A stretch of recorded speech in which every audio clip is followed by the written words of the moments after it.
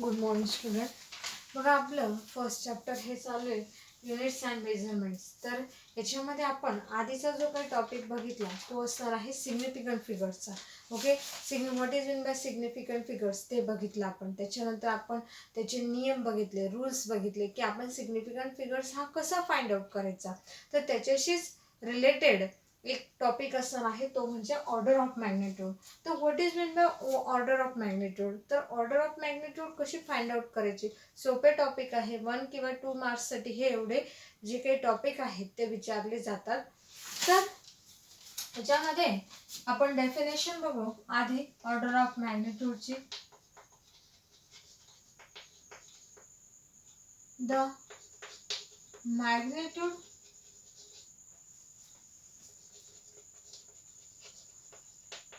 of any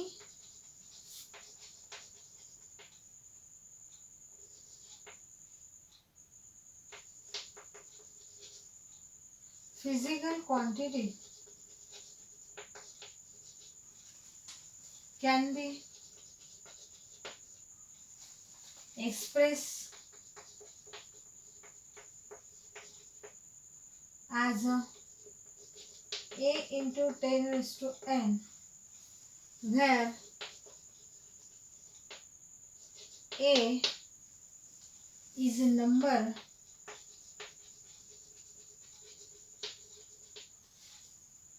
such that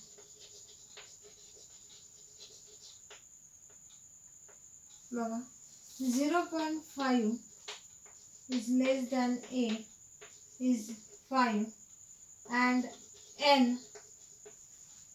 is an integer called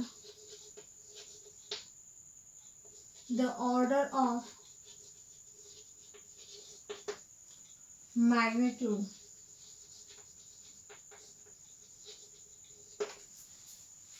बघा ही झाली त्याची डेफिनेशन किंवा बघा the magnitude of physical quantity. आपण याच्या आधी फिजिकल क्वांटिटी काय आहे ते बघितलेले. तर फिजिकल क्वांटिटी ह्या आपण एक्सप्रेस करत असतो किंवा आता जर समजा एखादी फिजिकल क्वांटिटीची किंमत असेल तर ती किंमत आपण त्याच्यामध्ये लिहित असतो संख्येच्या याच्या स्वरूपात. तर आता एक्सप्रेस करत असताना आता ए म्हणजे काय की इथे एखादी संख्या आहे परंतु multiply by 10 raise to n. N म्हणजे काय, आता इथे कुठला तरी नंबर असेल, कुठला आहे 10 रेज टू 5 असू शकतो, 10 रेज टू 9 असू शकतो, 10 रेज टू -34 असू शकतो, काही असू शकतो. मग वेळ बघा ए इज काय बघा नंबर, आत्ताच मी सांगितलं सच दॅट. मग आता हे त्यांनी एक फॉर एक्झाम्पल घेतलं 0.5 is less than a is less than 5 and n is an integer. Integer म्हणजेच काय की आपण जे काही 6 किंवा 7th स्टँडर्डला बघितलेलं आहे इंटेजर, तर called as the order of magnitude. त्यालाच तुम्ही काय म्हणणार, ऑर्डर ऑफ मॅग्निट्यूड. मग आता अशा पद्धतीने हा जो काही फॉर्म्युला आहे हा महत्वाचा ऑर्डर ऑफ मॅग्निट्यूडचा. आता तुम्हाला एक्झाम्पल मी समजावून सांगते त्याच्याने अगदी तुम्हाला लगेच लक्षात येईल. आता बघा हे फर्स्ट एक्झाम्पल आहे. First example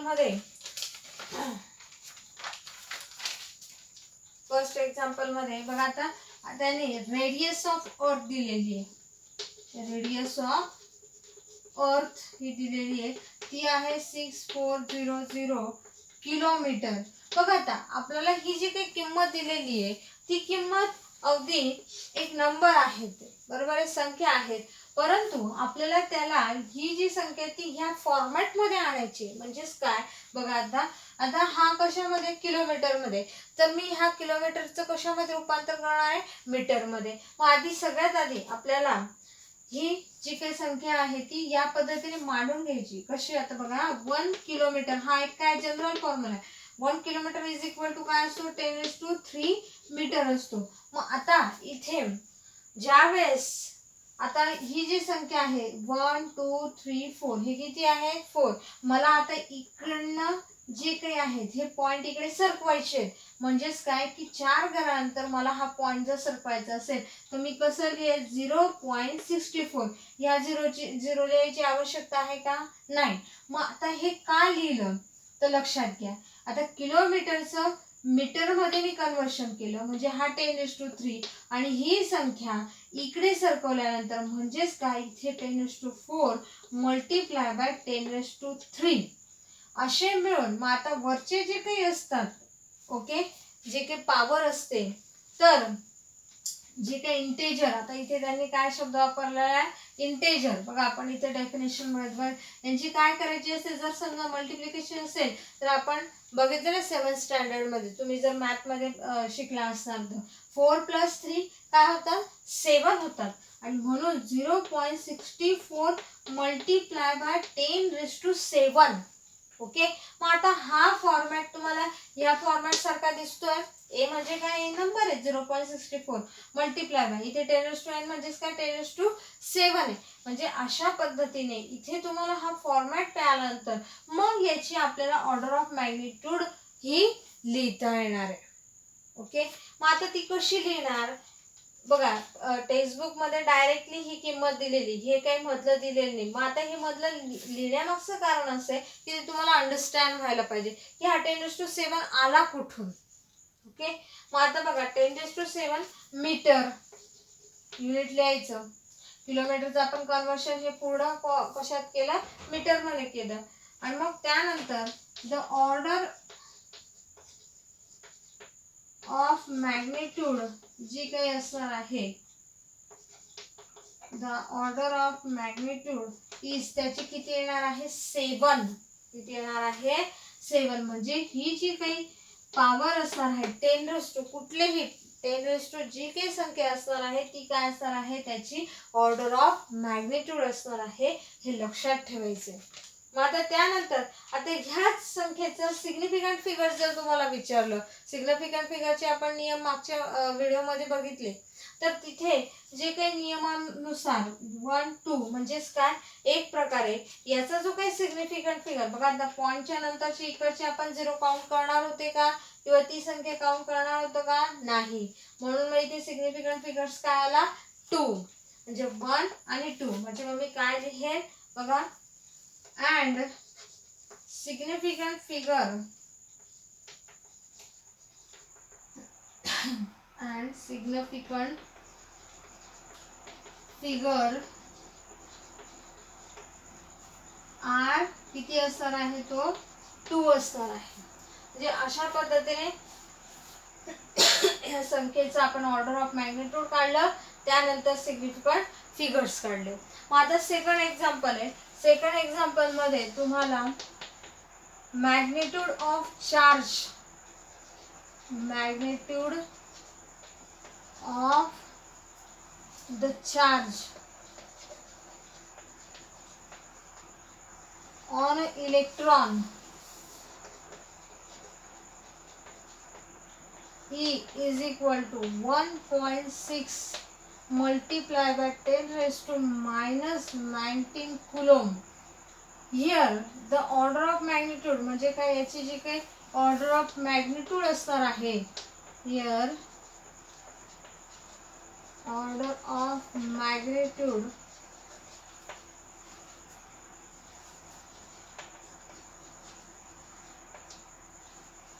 is -19 and the significant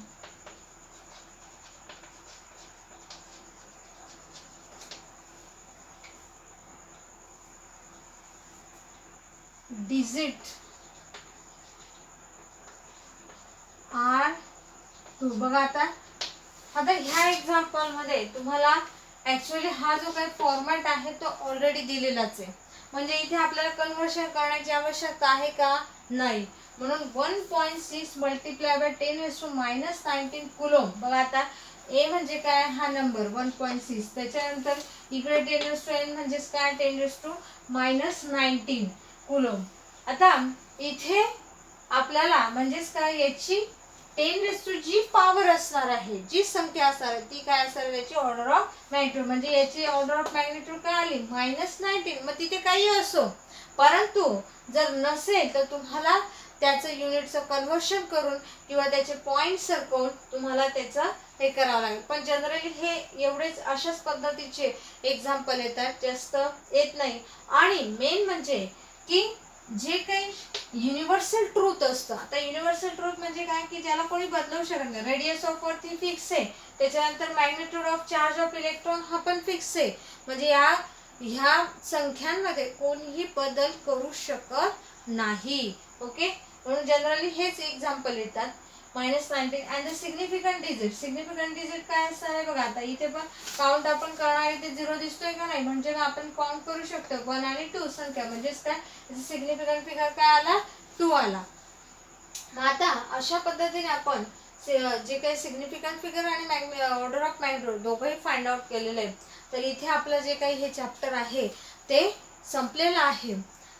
जे काही आपण ह्या चॅप्टरमध्ये सुरुवातीला इंट्रोडक्शन घेतली होती, इंट्रोडक्शन नंतर डिराइव्ह क्वांटिटी, फंडामेंटल क्वांटिटी, नंतर फिजिकल क्वांटिटी, त्यानंतर आपण वेगवेगळे जे काही फिजिकल क्वांटिटीचे डायमेन्शनल युनिट्स, त्यानंतर वेगवेगळ्या absolute error, estimation of error हे बघितलं. मग आता तुम्हाला हे जे काही सर्व जे काही पॉईंट्स आहेत, मी जेवढं तुम्हाला व्हिडिओ मार्फत नोट्स देखील दिलेल्या आहेत आणि त्या नोट्स व्यवस्थित राईट डाऊन करून आपल्या फिजिक्सच्या वहीमध्ये लिहायचे.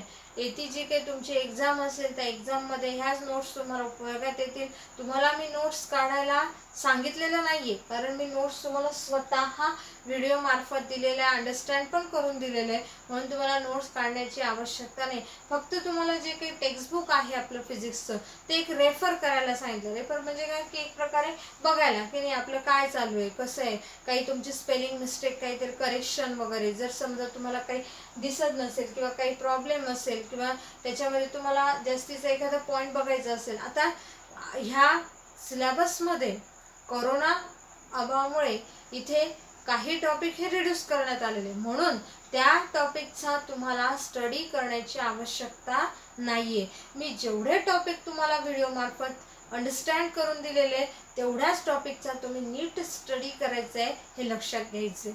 अतिरिक्त स्टडी करण्याची आवश्यकता नाही. जेवढे पॉईंट्स मी तुम्हाला समजून दिलेले तेवढे पॉईंट्स परफेक्ट स्टडी करा, म्हणजे तुम्हाला एक्झाममध्ये व्यवस्थित लिहिता येईल, अंडरस्टँड होईल.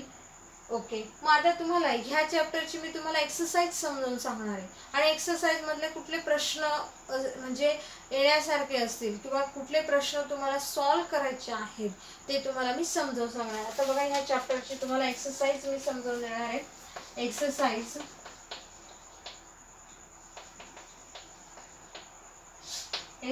आता या एक्सरसाइज मध्ये क्वेश्चन नंबर जो काय फर्स्ट असणार आहे, चूज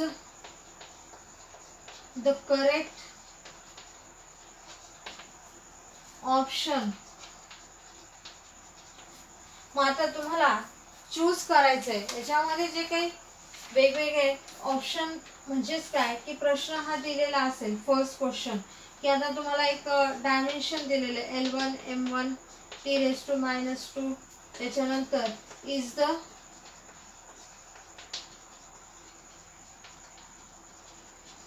डायमेन्शनल फॉर्म्युला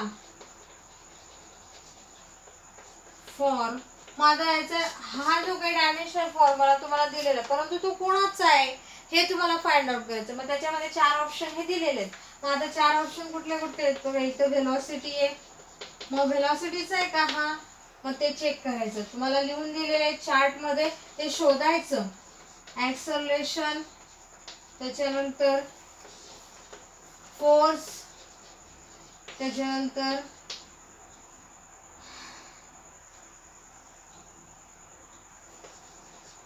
वर्क. हा झाला पहिला प्रश्न. आता दुसऱ्या प्रश्नामध्ये काय आहे की the error in the measurement. आता काही प्रश्न हे तुम्हाला तुमच्या जे काही मी नोट्स दिलेले आहेत त्याच्यामध्ये तुम्हाला सापडतील. काही प्रश्न मात्र हे तुम्हाला गुगलवर सर्च करावे लागतील, म्हणजे नेटवर. काही प्रॉब्लेम असतील किंवा काही ॲडिशनल वेगळे प्रश्न असतील तर ते तुम्हाला तिथे टाईप करायचं. टाईप केल्यानंतर आपोआप तिथे अंडरस्टँड करायचं एक प्रकारे की नाही याचं आन्सर काय येऊ शकेल. अशा पद्धतीने तुम्हाला ते थोडं एक डोक्याला ताण देणार आहे की नाही फाइंड आउट करायचे. सगळंच तुम्हाला रेडीमेड मिळणार नाही, थोडं कष्ट हे घ्यावेच लागतील. मग आता बघा, the error in the in the measurement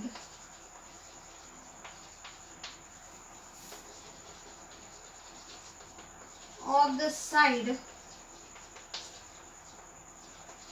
of rectangle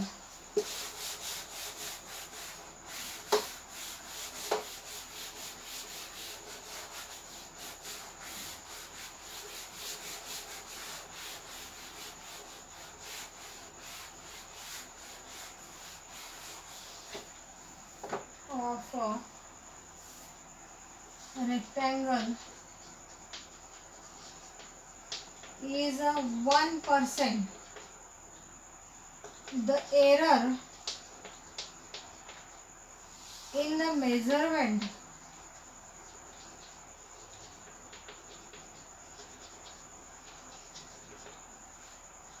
of its area is,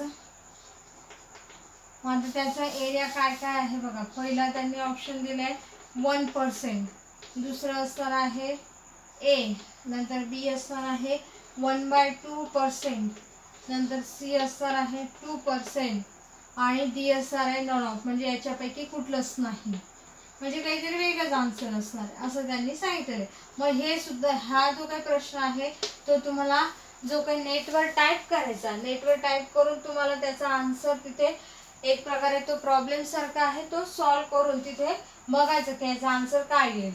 त्याच्यानंतर बघा आता तिसरा प्रश्न, तिसऱ्या प्रश्नामध्ये की लाईट इयर, हा देखील तुम्हाला गुगलवरती ते फक्त टाईप करायचा आणि त्यानंतर याचा आन्सर हे शोधायचं. Light year is a unit. मग आता लाईट इयरचं युनिट आपण घेतलेलं आहे का नाही, तर हा देखील ॲडिशनल इन्फॉर्मेशनचा प्रश्न आहे.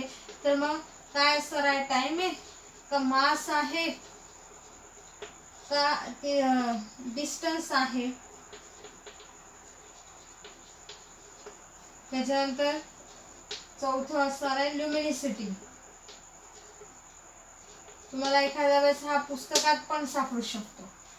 त्याच्यानंतर चौथा प्रश्न आहे dimension of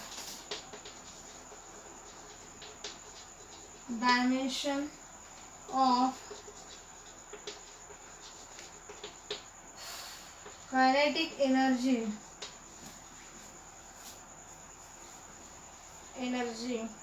are the same as that of first A force, नंतर बी असणार आहे acceleration,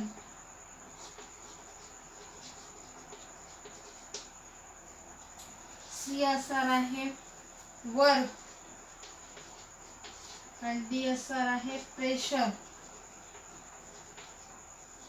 बघा आता याच्यामध्ये तुम्हाला डायमेन्शन ऑफ कायनेटिक एनर्जी अर्ध हे सेम आहे.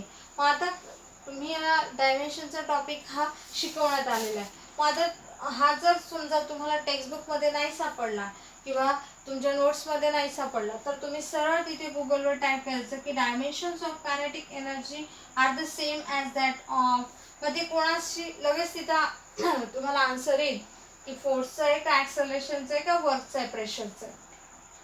त्याच्यानंतर बघा आता पाचवा प्रश्न असा आहे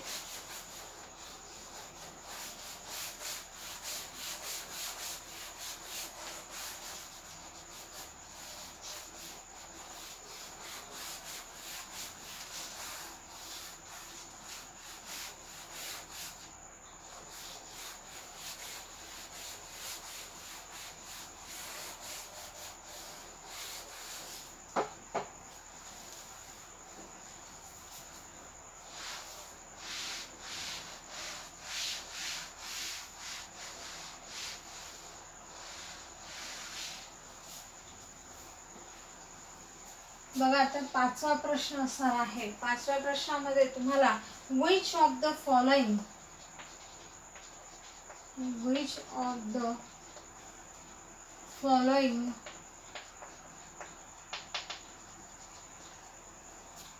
is not a fundamental unit.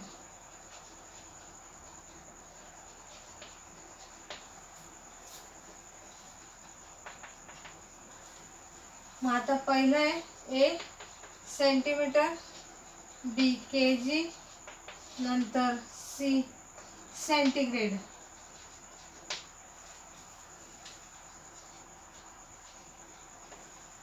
आणि डी असणार आहे व्होल्ट. मग आता बघा which of the following is not a fundamental, म्हणजे काय की याच्यापैकी कुठलं फंडामेंटल युनिट नाहीये. मग आता कुठलं नाहीये हा देखील प्रश्न तुम्ही गुगलवर तिथे टाईप करायचा आणि टाईप केल्यानंतर तुम्हाला तिथे लगेच समजेल की मग आता तिथे तुम्हाला थोडं एक प्रकार रीड करावं लागेल, वाचावं लागेल की कशा पद्धतीचा हा प्रश्न, म्हणजे की याच्यापैकी कुठलं नाहीये. मग ते तुम्हाला शोधायचंय की सेंटीमीटर आहे का, किलोग्राम आहे का, सेंटीग्रेड आहे का, व्होल्ट आहे. मग आता त्याच्यानंतर बघा आता answer the following, question number 2, answer the following question.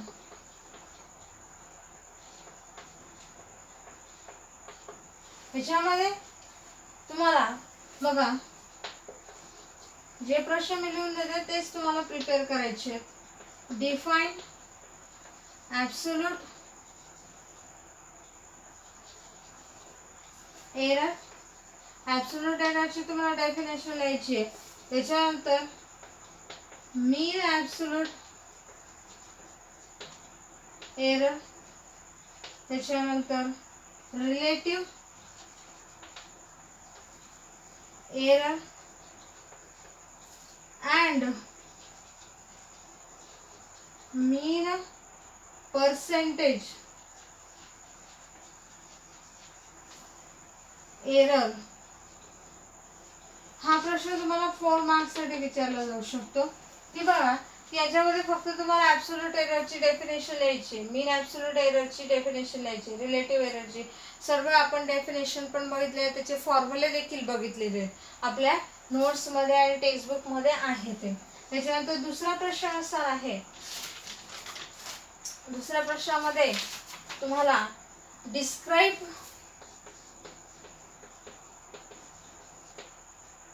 What is meant by significant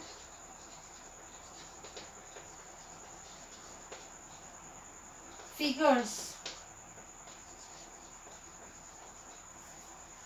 and order of magnitude.